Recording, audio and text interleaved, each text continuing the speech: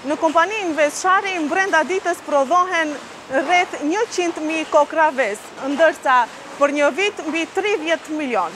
Vezët e kësaj kompanie mund t'i gjeni në mbar Maqedoninë, në rajon edhe më gjerë. Vërtet një arritje për lakmi, por ku qëndron çelësi i këtij suksesi? Çelësi i suksesit më kujtohet një fjalë nga partneri im kur elshova Gjermaninë dhe kur erdha të investoj në Maqedoni. Më tha, nuk kërkoj shumë nga ju, vetëm di sende kërkoj nga unë. Thash, urdhno çfarë janë ata. Tha, rrogën punëtorëve të vajapish me datën 1 dhe frigorifer për ruajtjen e vezës mos ndërtojsh. Pastaj e pash se çelësi i biznesit kishte qenë që këtu. Se nëse unë ndërtoj frigorifer, atëherë nuk do të mundohem të shes vezët e freskëta.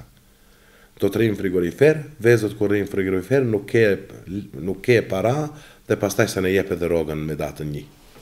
Produktet e kësaj ndërmarrje kanë kaluar kufijtë e Maqedonisë, i gjen gati në të gjitha vendet e rajonit, por edhe në bazat e NATO-s.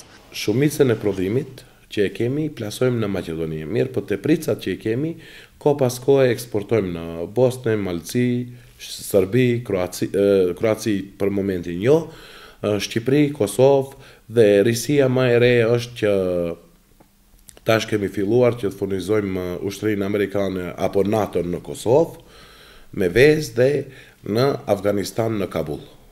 Claudia Semiler, partnere e kompanisë Vezshari nga Gjermania, thotë se bashkëpunimi me këtë kompani është në nivel dhe është shtytje për investime të reja. Jemi shumë të kënaqur dhe bashkëpunimi është shumë i mirë. Kemi investuar dhe do të vazhdojmë të investojmë këtu në Maqedoni. Tani ligjet këtu në Maqedoni kanë filluar të bëhen si në Gjermani.